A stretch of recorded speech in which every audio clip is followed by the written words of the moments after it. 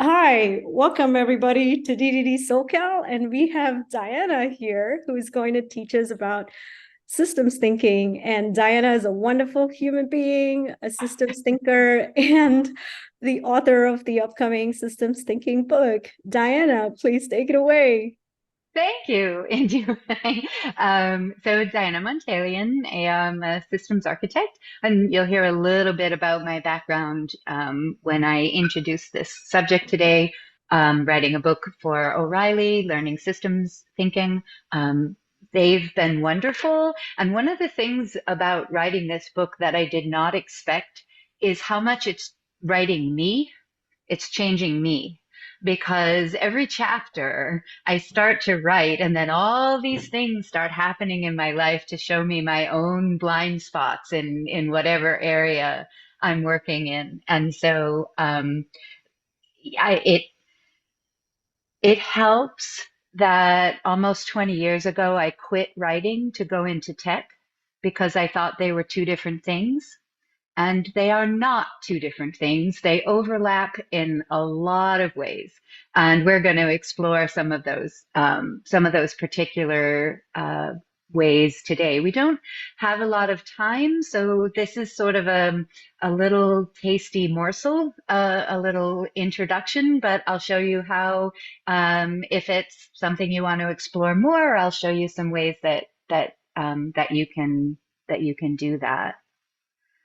I've been because it's so weird to introduce myself by my resume or what I do. So I've been having a great picture of my dogs, but I forgot to put the picture of my dogs. So I'm very sorry. But you'll probably hear them in the background because something will happen while we're doing this that will make them yell.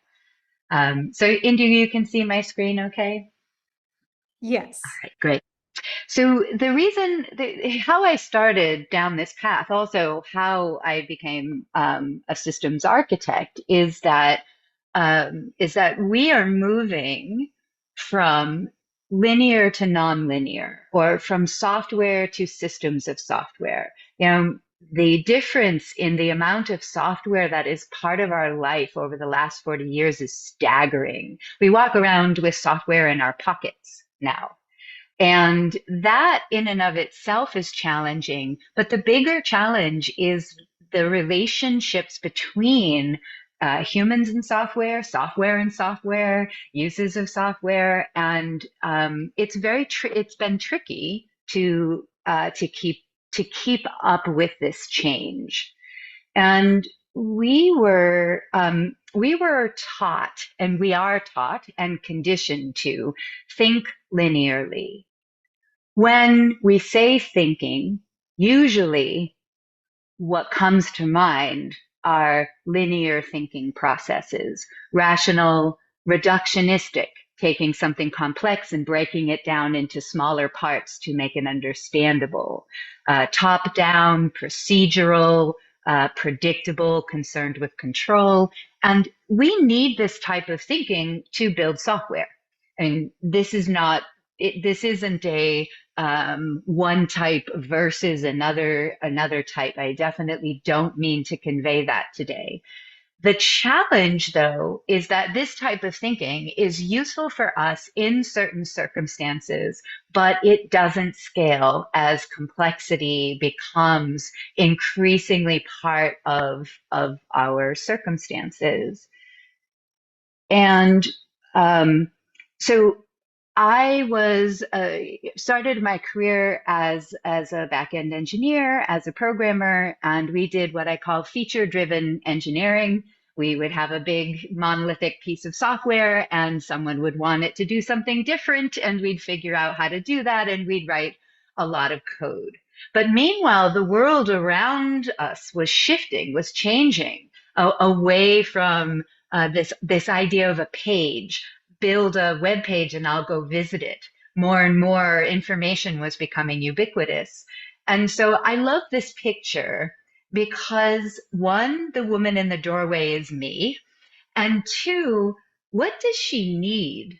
This really became a question for me because my experience when the person in the doorway turns around and says, "Hey guys, there's all this other stuff. They say things like, oh, you think too much. Oh, that's too abstract. We need concrete. We just don't have a lot of good ways of even having the conversation about what's happening outside of that room. And meanwhile, I was fortunate enough to work on a number of very large digital transformations, and they all ended this way.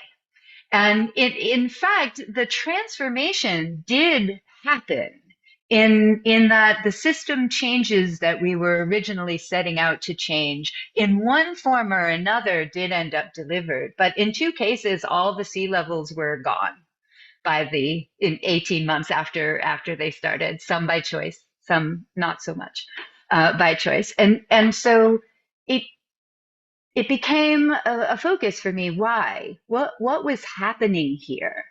And the answer was never, we don't know enough about Kubernetes.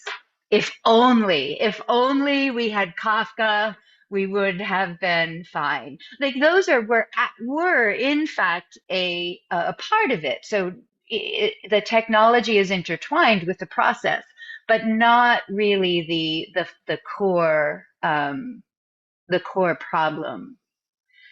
And when I I can't remember when I read Donella Meadows' Thinking in Systems, but it was among a number of things that happened in my life early on in my transition towards systems architecture that started to give me a vocabulary and an understanding of what's happening.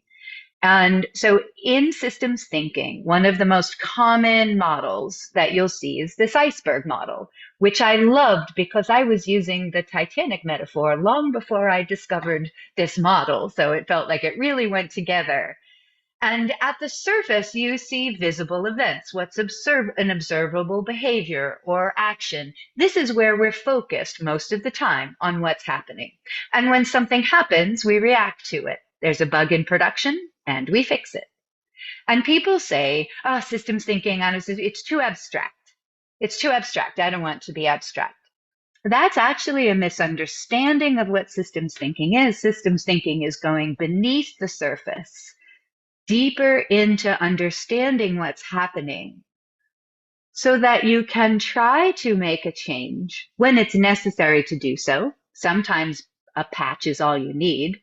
But when something repeats over and over time, or things are going in the wrong direction, or the ship can't turn, you're trying to make a change and everything continues in the same direction.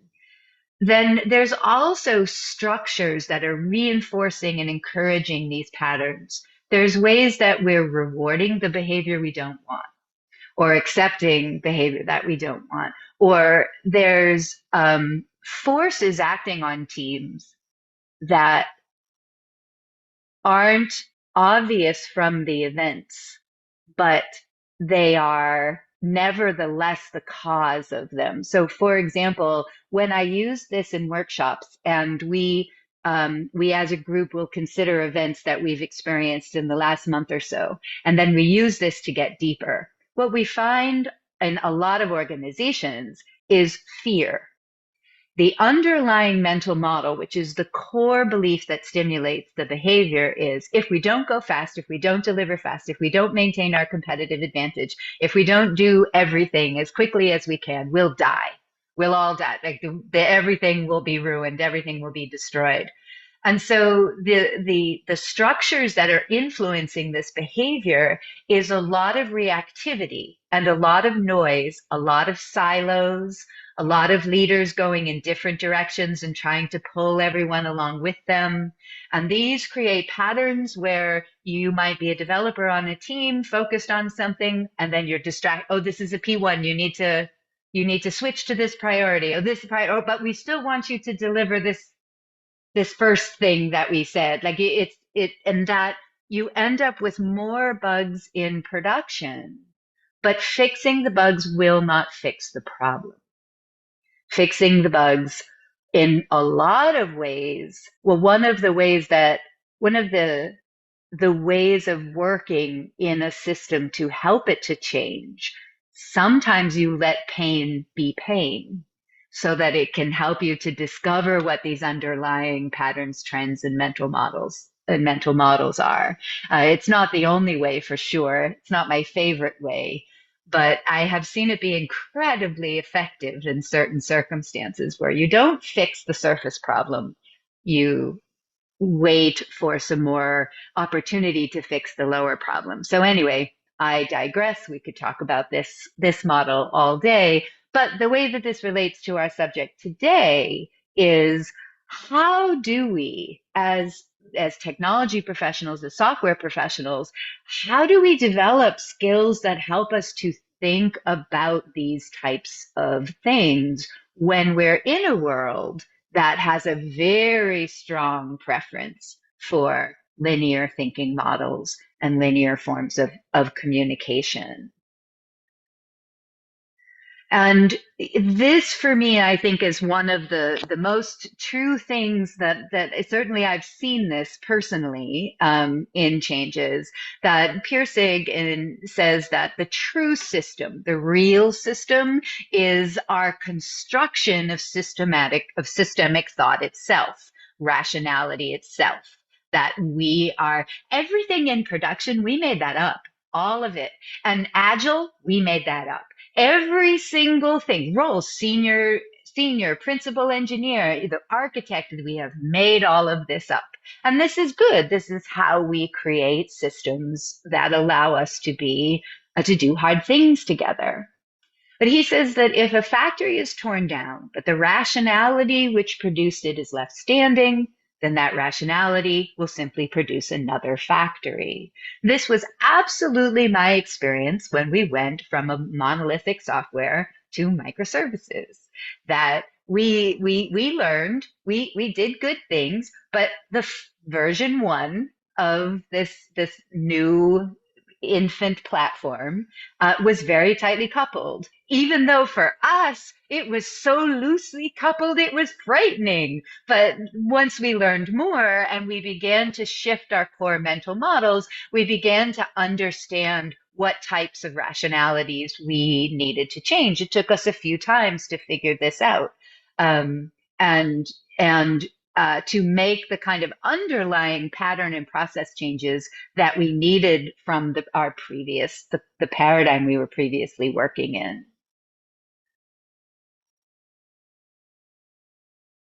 And so we are expanding when we think in systems, we're expanding our skill set.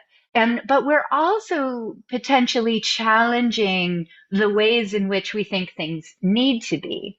So, for example, rather than always analyzing, breaking things into pieces to just follow data, we're also synthesizing. We're bringing in diverse points of view, diverse understanding about how a system works in order to understand what's happening from a more holistic point of view. Systems are all about how relationships produce effect. That really is, I think, one of the greatest summations. And for me, I feel like that's primarily my role, is thinking about how relationships produce effect.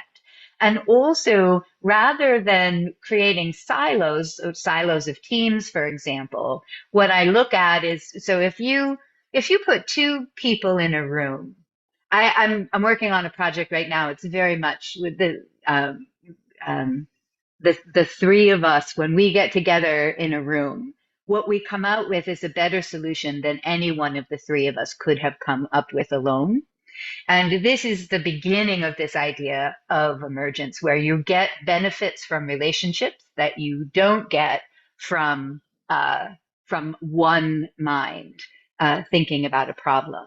And yet, as we know, when you think about that, relationships can also produce a lot of drama and a lot of noise and a lot of things that you don't want. So there's a whole multi-level conversation we could have about this. But my point is just it's adding other ways of thinking, expanding our communication structures, our modeling approaches, so that we have the opportunity to think in systems as well as in in our more linear and familiar ways.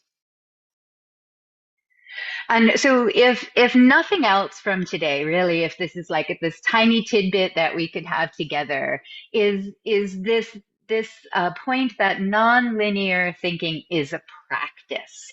It's not I don't have a 7 steps to systems thinking and the third one will surprise you article that I can write. I can, and you get the idea.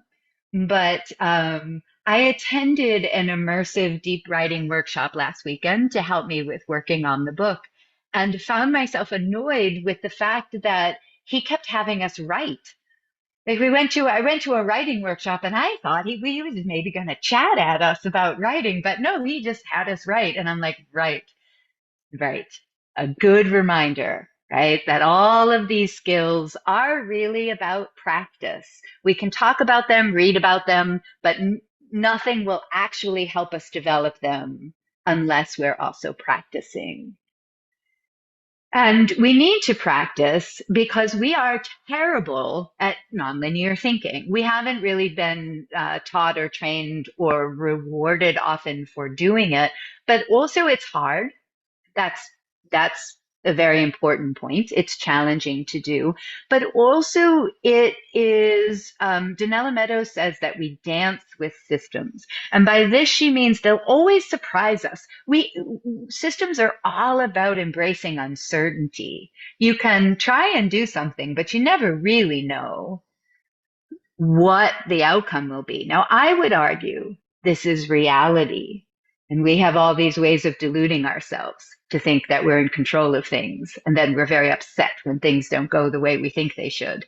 But things go the way they go, generally speaking. We have a lot of input in that, but not as much control maybe as we think. So there's a lot that we're challenging in ourselves when we're practicing nonlinear thinking. And the paradox is we don't know we're terrible at it. That in order to be able to see gaps in understanding, in order to know that there's a whole area that you don't know, you need at least some ability to think in non-linearly, to think in systems, to see that gaps exist. It's why people can be so attached, so attached to the way that they do things and have always done things. Sometimes what's happening is that they don't really see that there are a whole bunch of other alternatives. And so when we practice, we're not just practicing to get good at systems thinking, we're practicing so we get good at seeing when we're not, which is often. And we want to keep being able to find our edge and consider it a little bit broader than we may have before, or develop a skill that's a little bit stronger than the one we had before. And this is really the best we can hope for, is to practice until we die, which is not very hopeful unless you happen to really enjoy it like I do, in which case it's a delightful news to know that you get better at it, but you never reach the end of this journey. And so this has been, it's interesting because when I started teaching, this was a very radical thing to say at tech conferences.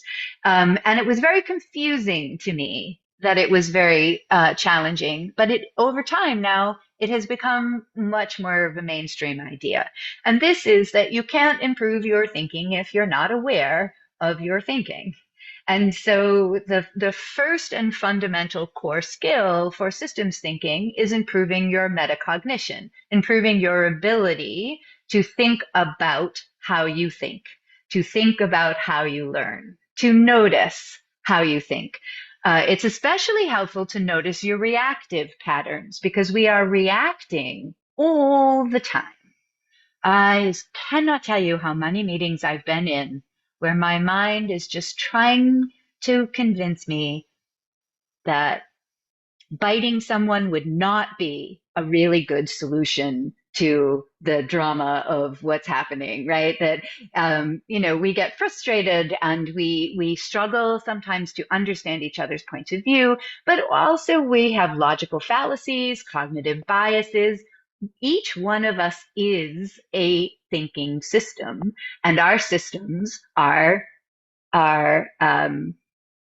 operating with a whole bunch of things that are always influencing them. And so this is where the writing practice, there are two things we're going to talk about today, and this is the first one. And I think one of the most accessible practices for us to adopt is what improves your ability to simply become more aware of your own thinking process, more aware of what it is you are thinking. I've had gotten myself unstuck many times by just giving myself some time to write about whatever was going on, with not thinking about who was going to hear what I said, and discovering, oh, I see options that I didn't see when I was just trying to engage with it. So a bit of a pause. So what I'm going to recommend, and it's interesting in courses that I teach, there's a huge variety of response to this, depending, I think, to some extent on how you're wired. Those of us who are weirdly wired like me and are morning people, this is like, oh, yes.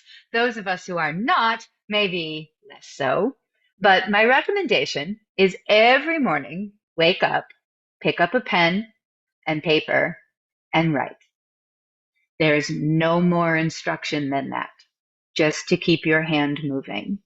And what you will discover, it's a form of thinking meditation. What you'll discover over time is that you will likely have improved metacognition, but you also might find that you are aware of ideas that you're having, indicators of a solution, more quickly than you might have been before the practice started. There's a lot of benefits. In fairness, some people don't experience benefits from doing this. It's not for everyone. But here's the thing. You don't know whether it's for you unless you actually try it. You can't really know ahead of time. It's quite surprising, actually. This is one of the strongest bits of feedback I've gotten from people who talk about changes in their professional life based on this practice that were quite unexpected for them, and that they became an evangelist for this process too. So I really encourage, even if right now you're like, why am I here with this woman? I could have been doing lots of other things today without getting this advice. I would encourage, give it a bit of a try, see what you think. Diana, One of the, question. yeah, So yeah. Kuram asked, write about what? A software problem at hand? Yeah, so we're going to I'm gonna hold that thought just for 1 second. I'll give you a prompt suggestion, but the probably more frustrating option is I don't know. That you can uh, the most fruitful way is to follow whatever comes to mind. So you might start writing about a software problem, and then you might start writing about how your dog is misbehaving. And then you might go back to the software problem. And then you might be writing about things going on in the world. And this is all good. So one of the reasons I encourage this is we're taught to write as an assignment. Here's the assignment. Write 500 words on how was your summer vacation, or write documentation explaining how to distribute an app through a Flutter app through Firebase, because I wrote that yesterday. So this is on my mind, right? Do this. And what we're trying to do when we do this writing practice is to challenge that expectation driven form of thinking, right? That's a linear approach to thinking. Here's the outcome, and then I'm going to walk towards the outcome. When you're doing this, the goal is less about what you're thinking and more about keeping your hand moving. So we're going to have a little practice with this, and I'll give you a cheat. for it, because for a lot of us, this is way too vague for me to give these instructions. So I have an example that we'll use to help when you don't really know what to write about. Um, but if so, prompts can really help, which I'll show you. But if you don't have prompts, you can pick up anything on your mind and just keep your hand moving and let it wander in a way that you really wouldn't otherwise. And someone asked me a question, what if I hate it? And my answer was, write me a letter and tell me how much you hate it. Right? Like this can be, if this is wrong for you, then write all about it. Tell just all about how this is wrong. Like that's actually incredibly fruitful to do, right? So the other question I get is does it have to be by hand? Wake up and smell the 2023. And my answer is yes. Now, with the caveat that this might change for you, might change over time, but there is a very big difference between typing and writing by hand physically and the way that it works in our minds. And so I would highly encourage to begin by hand, because we have a lot of formal conditioning that goes along with using devices, and also I think it's really less immediate.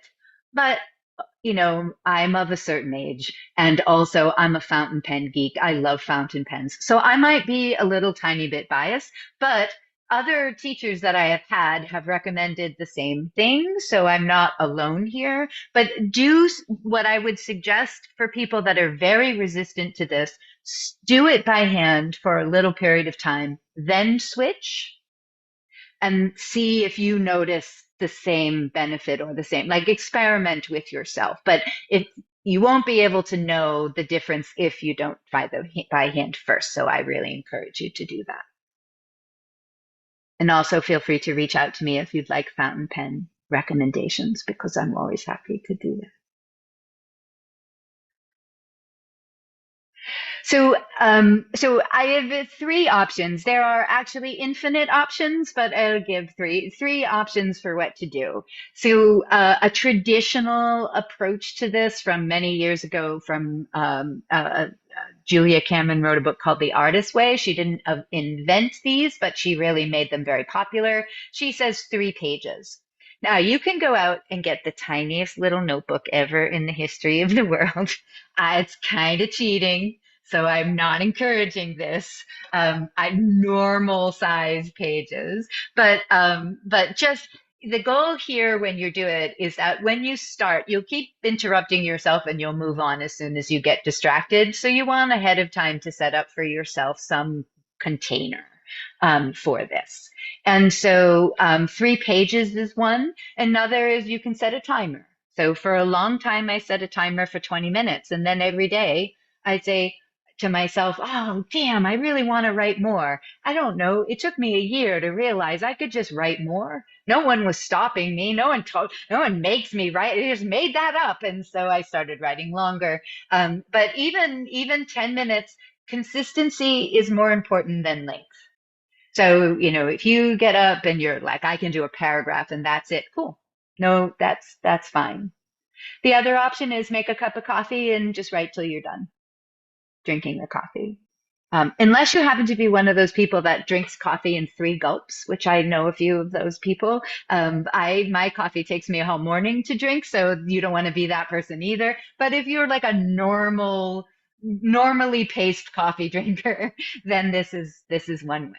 One other thing I want to interject to the question I've gotten a lot is, what if you have kids, you don't have a morning? Have you forgotten what that is like? And so it really is beneficial to do this before you connect with the world in any way, because when your mind first wakes up, you are more aware of your own mind than after you check your email or after you interact with other humans. So if you can put it under your pillow, wake up and do it before you get up. But some people can't do that. They have kids or dogs or someone in the house that knows the minute their eyes open and they're right there. And in which case, then your morning doesn't begin until that your house is quieted down again, right? People have gone to school or whatever. You can experiment with this. But if you can do it first thing, that is the my recommendation anyway.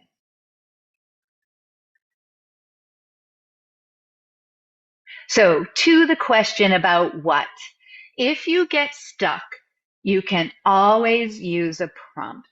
And here's the thing that I don't say very often in a tech situation, but it's true, so I will say it.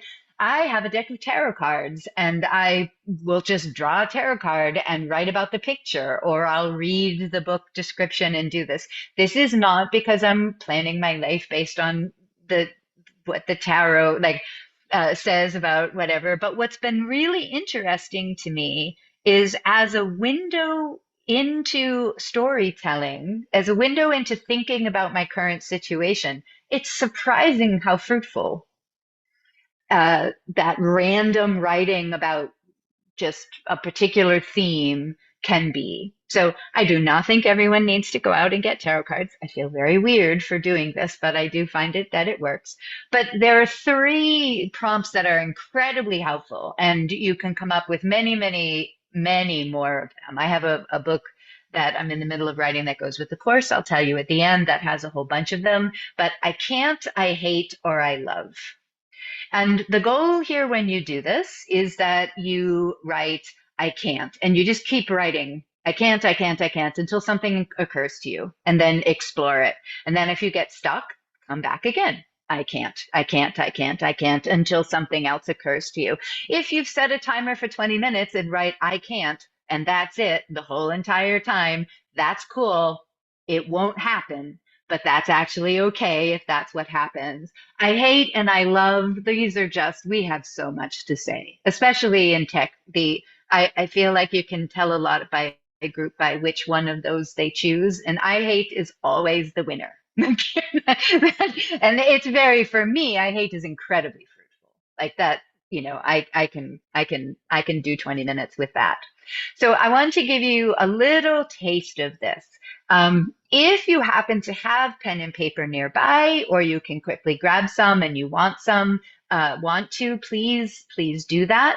If you don't, not to worry. I just kind of want to give you the experience of free writing. We're just going to do 5 minutes. So do feel free to just open up a tab in your browser to a note or to a Google Drive page or whatever it is that works for you. And like I've said, 5 minutes. We're just going to do 5 minutes, and just keep your hand moving. That's all it is. That's all that matters. And pick one. I can't, I hate, or I love as your prompt. Yeah. I will look at chat and be watching chat. So if you have a question, feel free to do it. But also, if you have a question, you could write about it during the 5 minutes. That would also be awesome. Okay. 1, 2, 3, go.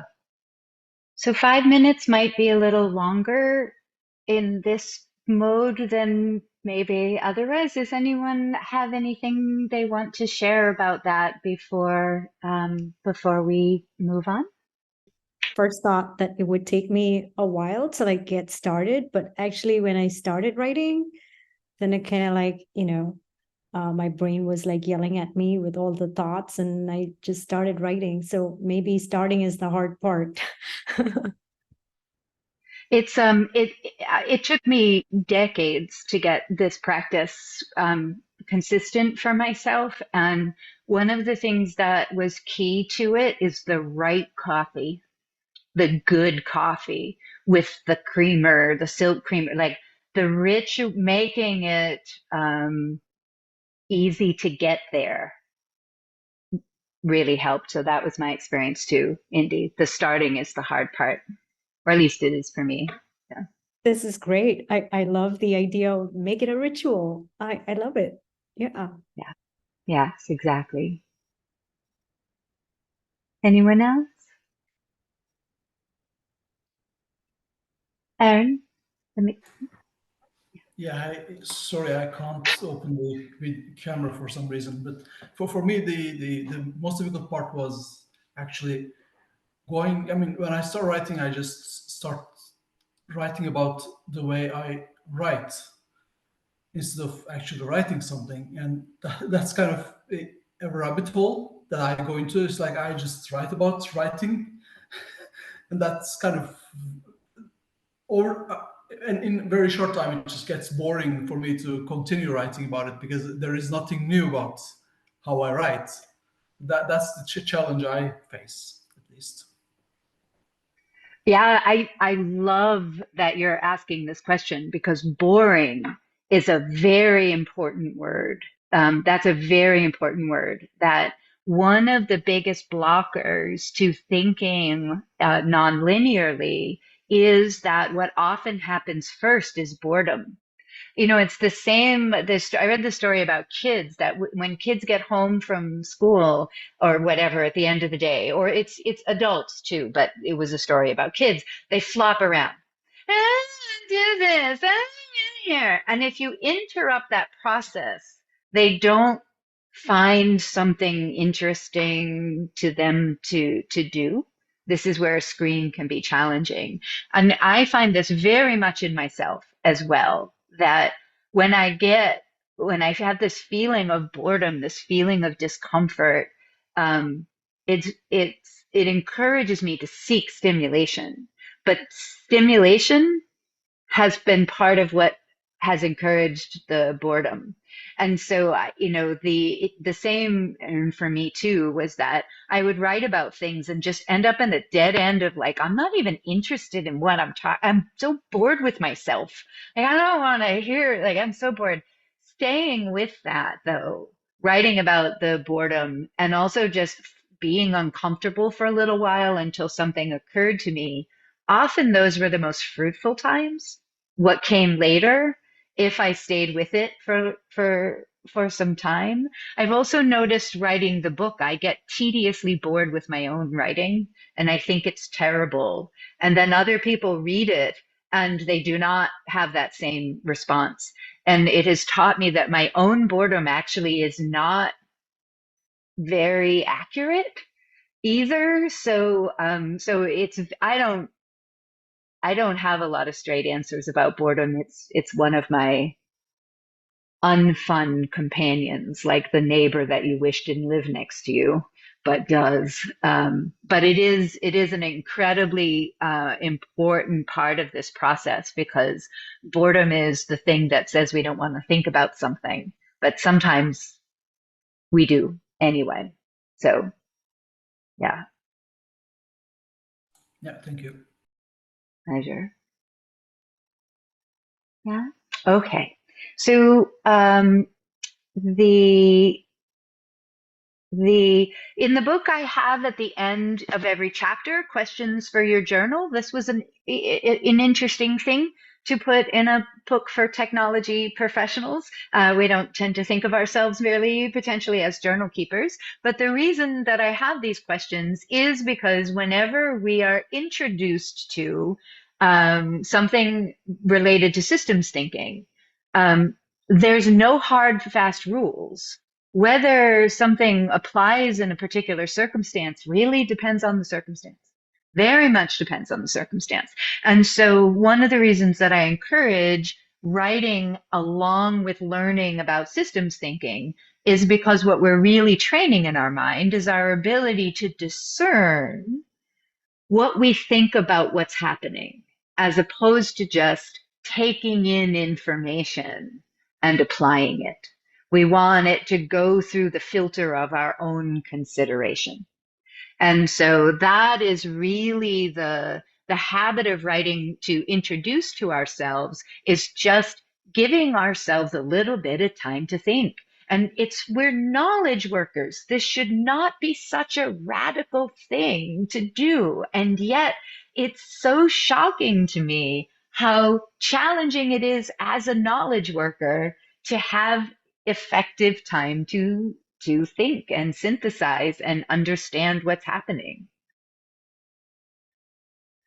And so systems thinking is that synthesizing, that when I recommend a solution on a systems level, I have actually learned from so many people involved in the system and so many people with expertise. And in I have never viewed this role as a a promotion from my engineering role. I view it as a sidestep, as a somewhat this, it depends on have, 15 years of those skills, but it also is bringing in somewhat different skills. And in part because if I haven't coded in something in 3 minutes, I'm not the expert anymore on how it works. And so I'm always synthesizing expertise. I'm always synthesizing information from outside of an organization, inside of an organization. And the process of synthesizing, of making decisions about what to write about versus what not to, this is what writers of all genres are doing. And so any form of writing that we're doing is also helping us with our synthesizing skills. And those synthesizing skills, as complexity increases in software systems, is becomes more and more and more valuable, right? It's very common for us to only see challenges from the point of view of tech. The story that I tell is I was in an architecture meeting with other architects, and one of them had brought up Kubernetes and wanting Kubernetes, a few times, fair enough. And I said, why? Why do we need Kubernetes? And he said, because we don't have Kubernetes. So this is a logical fallacy, but also he was serious about this, right? That we really don't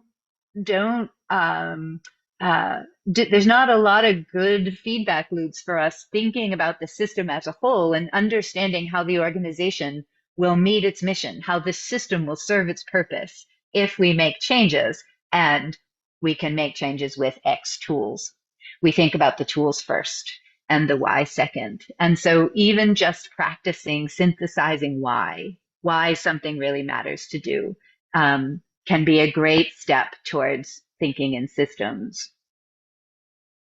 And so this to me really defines it. Danella Meadow says you think because you understand one, that you must understand two, because one and one make two, but you forget that you must also understand and. That systems architecture to me is the art and science of and. What does the and mean? And, where we used to put tons of code into one code base, and now we put code in a bunch of different things that are all interrelated and communicating with each other, and has become a technical skill in a way that is now I couldn't possibly live without. And so the thing that we're doing when we're writing, and the thing that we're doing when we're creating systems, is that everything that we're building is a concept, is an idea, is a structure of decisions and approaches and ways of doing things. And in every software system that I've ever looked at, I can see, okay, this was like a renegade product manager who went over here and built this thing completely separate from everything else. Product hates tech, tech hates product. You can see the inability to create integrity between the concepts gets encoded in the code. And so Fred Brooks says conceptual integrity is the most important consideration in systems design.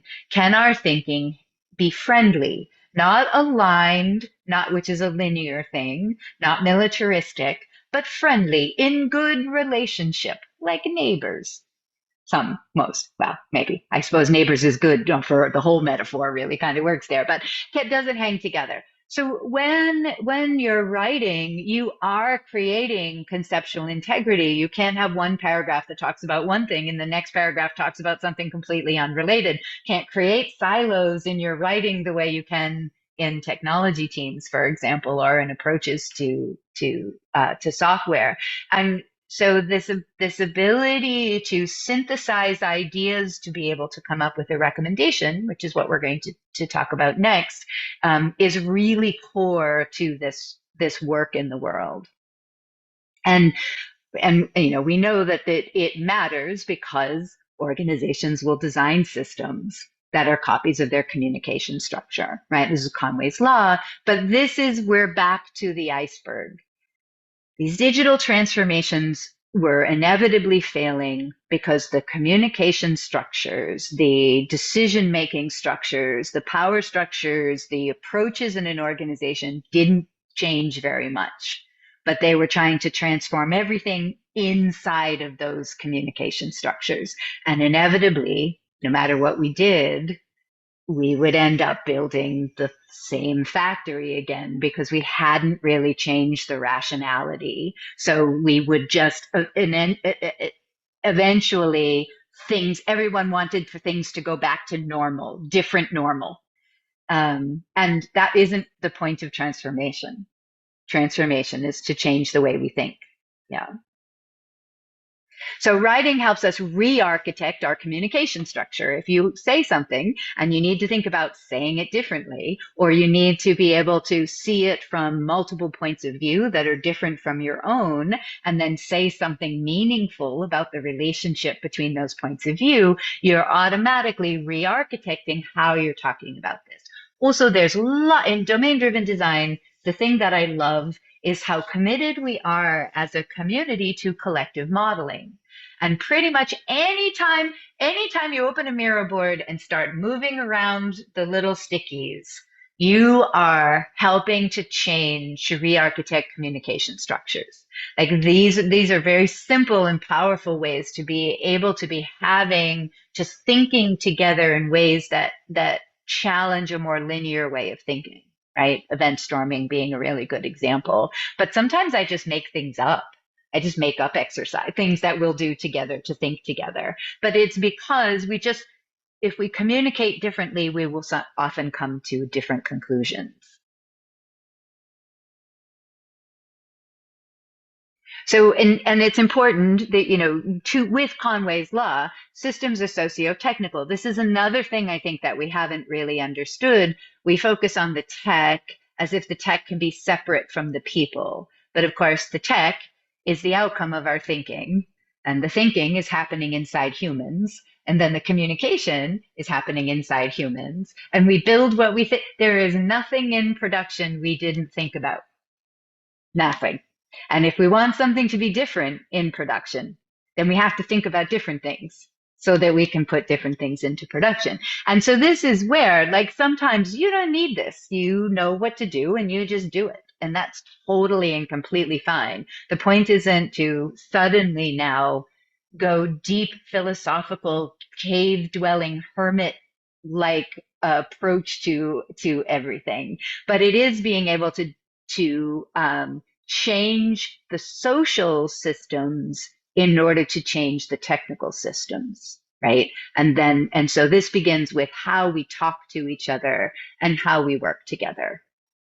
And so this James Clear says that we don't rise to the level of our goals, we fall to the level of our systems, meaning when we have systems of support that support our change in behavior, then our behavior will change. But you know that organizations do tend to say, here's the goal, everyone row in that direction, we'll get there on Tuesday. Sometimes, not very often. And it is a better approach to think about, if we're going to think differently together, we're going to do something differently together, what are the different types of support that we need for being able to do this? And then we have a much better chance of hitting our goal. So the second, and we're going to time-wise, because we wanted to stop about an hour and 15, but we started about 15 minutes later, and I don't really want to go over. So I'm going to go and just going to, I'm going to show this. There was an exercise we were going to do, but I think I won't do it because I really do want to introduce the idea of recommendation, because it's really kind of a heart of your systems practice.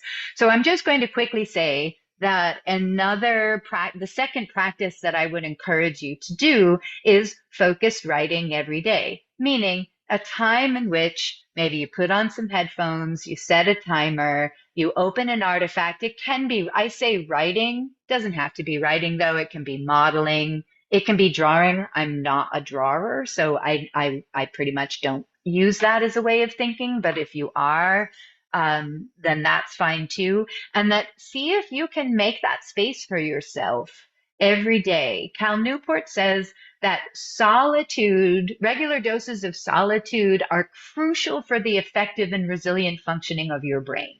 I would argue that, and he defines solitude as being isolated from the input of other people's minds. That giving yourself a little bit of time every day to think your own thoughts instead of just reacting to all of the thoughts around you can be an incredibly nourishing way to improve your ability to think well and to ration well. But he talks about science supporting this and too, that there's a lot behind this, but also again, we're knowledge workers. Seems to me that these are things that people would want us to be doing every day. But I don't find those systems of support very common out there in the world. And so we kind of have to make them for ourselves. In one situation, a colleague and I had a standing meeting with each other, but it was just so that we had a reason to be able to take a little time to ourselves to get some work done on the stuff that we were doing. We didn't actually ever meet, but people were like, "Oh, she's there in a meeting," and so they didn't care.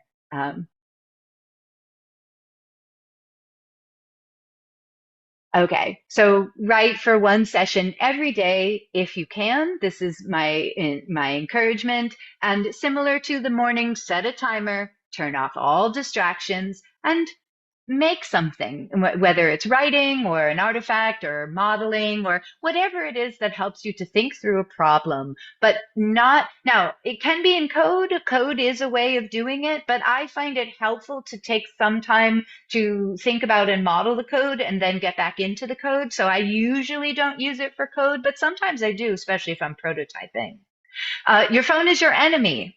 You're screwed. If you have this on your space, in your pocket, and it's on, I have tried turning it off, but you know what? I know how to turn it back on again. Apparently, I didn't trick myself by turning it off because I know how to turn it on.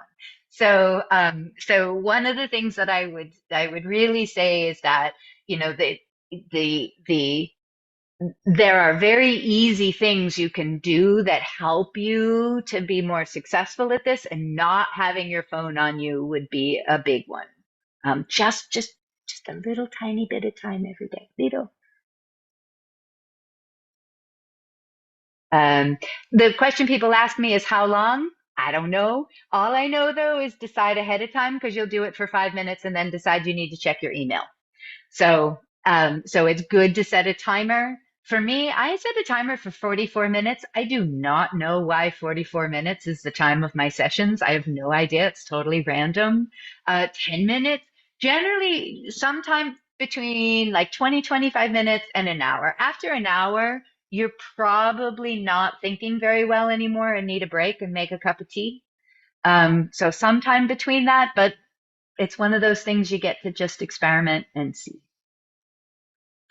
And so this is the exercise I'm going to bounce over, where we puts in Miraboard what's difficult about writing every day. But now for people who don't know necessarily what they might write about tomorrow morning when they wake up, this is one that I would recommend, which is like, what do they call it? A pre-mortem, right? Where you write about how you already know you'll fail to make time to write.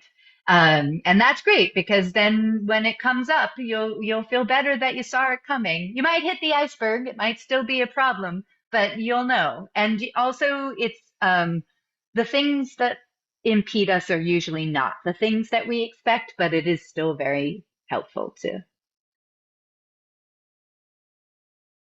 Okay, so I'm going to introduce you to systemic reasoning. Now, here's the challenge with this subject. Because this is the first time of us getting together, I wanted to make sure that you had enough of the why, enough of the context, enough of why this is valuable to do, and also to know just spending a little time writing every day in the way I'm suggesting or in some other way is a really valuable thing for technologists to do and sufficient. Even if you make little changes in your life as a result of coming today, they scale. The small changes scale. And I do whole day workshops on systemic reasoning. We spend all day on this. So 10 minutes is not going to be sufficient for you to practice this. But I do want to give you a taste of this experience because it's the most relevant writing. It's our genre. Systemic reasoning as technology professionals is our genre, like poets are poets. So I want you to know what it is. It's very deceptively simple, but when you go out in the world and try it, you will find that it is not at all simple. So systemic reasoning is the process of reasoning systematically in support of an idea, action, or theory. So the most common thing that we're doing is recommending something. I think we should do this, or I think we should do that, or I think this is what's causing this problem, or how about if we try this? And what we generally do in tech is we stop there. We need Kubernetes. End of sentence. And so systemic reasoning is not doing that, right? You use systemic reasoning when you can't know what is right to do. So when you're in a situation in which you're coming up with the best possible conclusion under the circumstances, like what do we try? Where do we go? We're not sure we go. Systemic reasoning, this type of writing, is a method of inquiry. It's a method of synthesis. It's how we're synthesizing. So inquiry is the process that has the aim of augmenting your knowledge or resolving some doubt or solving a problem. And doubt is only resolved when we take an action.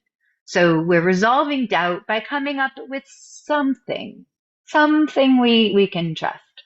And then, so it's a method of inquiry because we're reasoning systematically to augment our knowledge or solve a problem. And the goal is to come up with the best possible solution that we can. Under these circumstances, Netflix doing it does not mean it's right for anybody else. And Spotify. So say them. Like when conditions are uncertain. Conditions are always uncertain. We kind of have deluded ourselves into thinking we have more control over things than we do.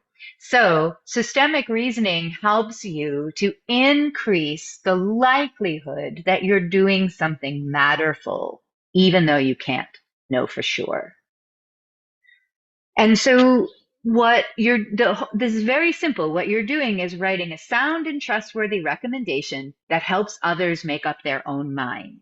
That we're also very used to, I'm going to write to you and tell you what to do.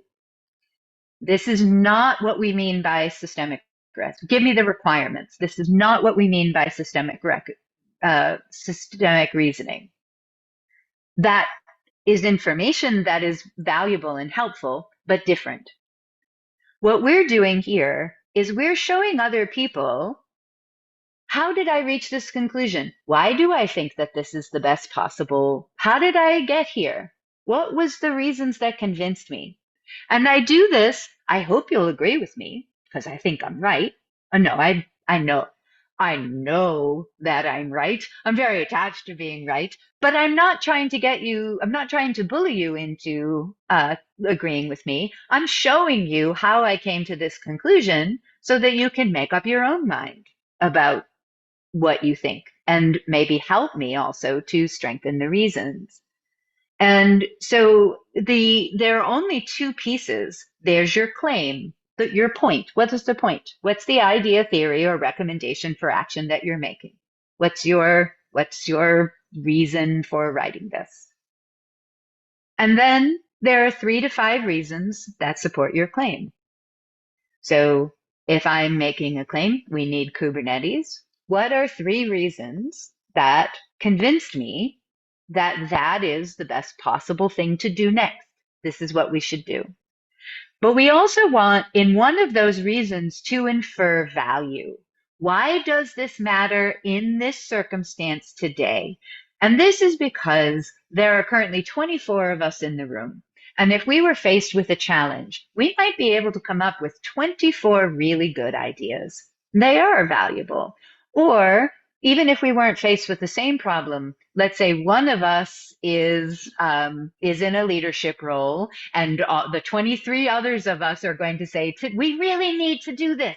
We really need CI/CD. We really need Kubernetes. We really need event streaming. We really need to change our socio-technical process. We really need to be more agile. All of these things might, in fact, be valuable things to do. But generally, we can't do everything that everyone thinks matters. So you have an advantage when you connect your recommendation to what you understand really, really matters to the circumstances, to the organization, to the system as a whole. I cheat. I use words that the organization is saying about itself, right? Or like if the CTO is saying that our most important change is more adoption of cloud-based technologies, then I will quote that when I'm then recommending serverless in this particular prototype, right? That you want to be able to use inference to connect the type of thinking that's happening around you with the recommendation that you're making. And so the question here is that if you knew that everyone would trust what you say, because this is one of the problems when we start doing systemic reasoning, I do anyway, I immediately hear how everyone's going to tell me I'm wrong. That one of the things about being a systems architect is mostly everyone tells me I'm wrong. I always say sometimes it's being a woman in tech, but it happens to my male colleagues all the time too. Also, we just love we're so wrong focused. Nothing gets us going like something wrong, which is good because we're problem solvers. So I'm fine with that. I love talking about what's wrong. But in this case, in order to really get to hear what we think, it can be helpful to add that caveat for yourself. Everyone's going to trust what you say. What would you recommend? What are the reasons that convinced you? And so I was going to pause here so that we could do one of these and then strengthen them. But I think for time, there's 4 hints I want to give you about that will take me about 3 or 4 minutes to help you strengthen your reasons. And I think that's more important than doing the hands-on piece. Indu, what do you think? Do you think that makes sense? Yeah, it does. Yeah. So that question of, if you knew everyone would trust you, what would you recommend? And you can use your daily writing practice after this workshop just to do that. You don't need to share them. Just practice writing your recommendations. What you'll find is that then when the problem comes up in a meeting, you know what you want to say. I often prepare just by doing this, because otherwise I get caught in everybody's opinion and I lose track of what I think. So when you're doing systemic reasoning, the goal is to strengthen the reasons, right? This is very important that you're trying to improve the relationship between your claim and your reasons until you get something that's very sound, as opposed to, do you like this? Yes or no? Do you agree? Yes or no? It's, do these reasons make sense to you if you are doing this with other people? Sounds easy. It's not. So there are 4 things you look for. First of all, Are your reasons reliable? Are they true? So advertising is not an example of systemic reasoning because advertising does not care whether the reasons they're giving you to support buying their product are in fact true. They just care whether or not they're persuasive. We, as knowledge workers in a STEM career, care whether what we're saying is true. So for example, maybe I've said we could use Kafka to do this, and Kafka doesn't do it that way anymore. So if you need to look things up, you look them up. Also justified. If I'm making an argument for tech money to the business people, I will need to describe to them why it matters more than I might need to describe to my engineering colleagues who already know why something is matterful. So it's not even just, it is true, but also do you need to show why it's true to whoever it is that you might be making your recommendation to. The second one is relevant. When you write your 3 reasons or 5 reasons, you might discover that one of them has kind of nothing to do with the circumstances. Like you just kind of liked it. So can you improve your reasons to have them be directly connected and also to have a lot of weight in the circumstance that you're in? Like again, with inferring value, inferring that this matters today. And again, I saw an advertisement yesterday that was, here's this thing to help you hear better as you get older. And where the ad went is, and if you don't, your family will lock you up in an old folks home because you won't be understanding anything and they'll think that you're old. And okay, so that's not what I'm recommending in terms of having weight. We need Kubernetes or we will all spontaneously combust. That's not what we mean. But in fact, you do want to show why something matterful is impacted. So the third one is strong, meaning well-defined. If you use the word agile, for example, you do need to describe what you mean by it, because if you use that word to 8 people, they all think something different. And some of them think it's why climate change is happening, because agile. That's how bad it is. So anything that you're describing, is it well defined? And also, have you sufficiently supported your reasons? One of the things in text, sometimes we don't use enough words. Sometimes we need a little more words to make it stronger, or we need a quote. Sometimes a quote is really a very powerful way to make our recommendation stronger.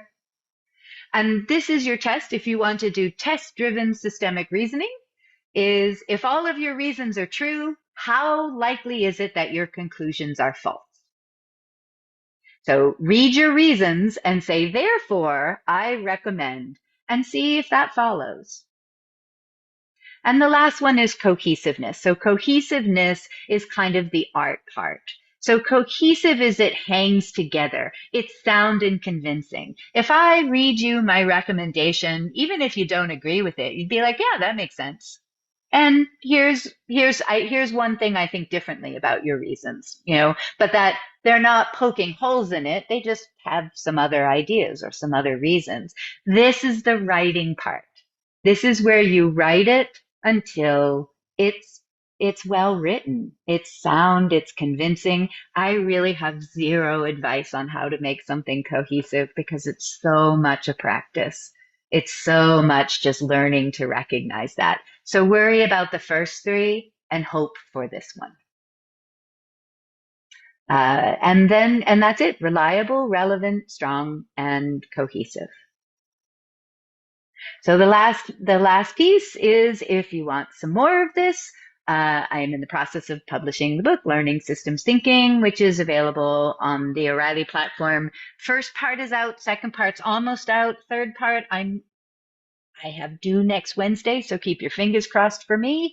And then the fourth part by January. The book will be in print in April. And also I teach a 6-week course on this, and the next one starts in January 2024, a writing is thinking course where there's a book that goes along with it and videos, and we have a regular group where we get together and talk about the pain, because there's always that, and ways of working with it.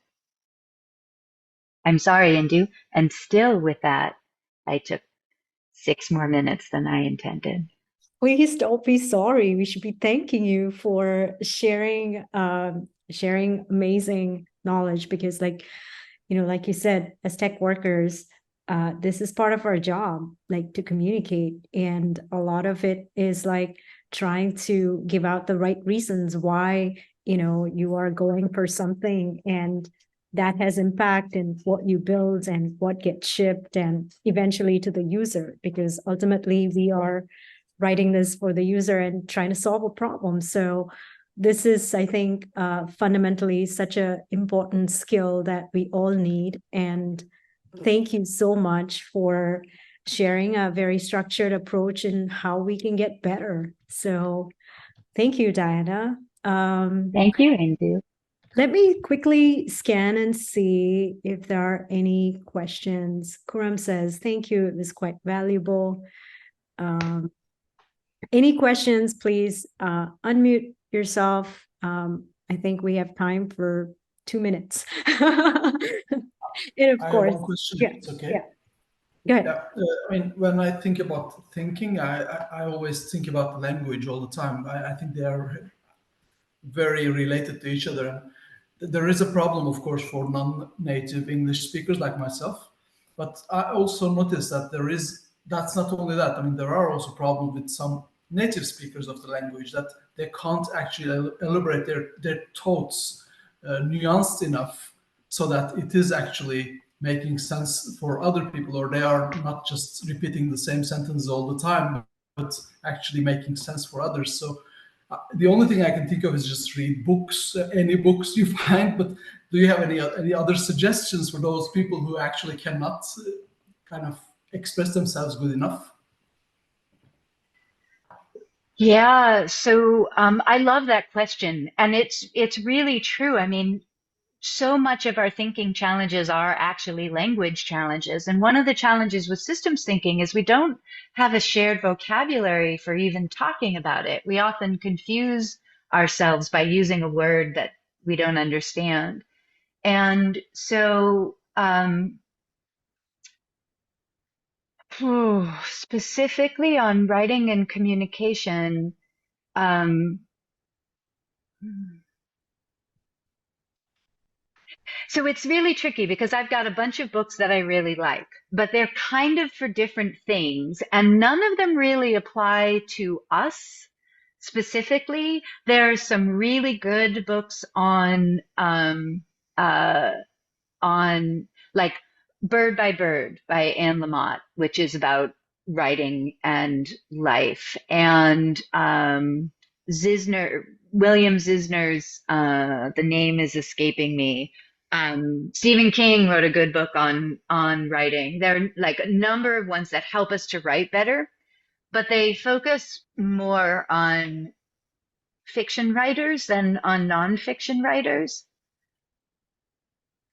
The one thing I would recommend, and unfortunately this isn't a direct book, creative nonfiction. Creative nonfiction is a genre of journalistic storytelling. So it's true stories well told. And there are some very, very good writers in creative nonfiction. Tracy Kidder, for example, John McVie. So I would Google that, and rather than read about how to write better, although certainly if you find things interesting, read them, I would read more creative nonfiction, because these are people using storytelling to tell true stories. And when we get that style in our mind, it makes it easier for us to bring that style into our day-to-day work. And so less about instruction and more about a steady diet of creative nonfiction will help you structure language in more impactful ways. Thank you. Thank you so much for that. I really appreciate everybody's time. Again, Diana, if folks want to learn more about Diana, please subscribe to her writing workshop. And also there's Explore DDD in Denver next year. So Thank you, folks. Hope to see you all sometime. And the next meetup, I believe, is next month with Randy Shoup. Hope to see you then. Thanks. Bye. Great. Thank Thank you. you, Indu.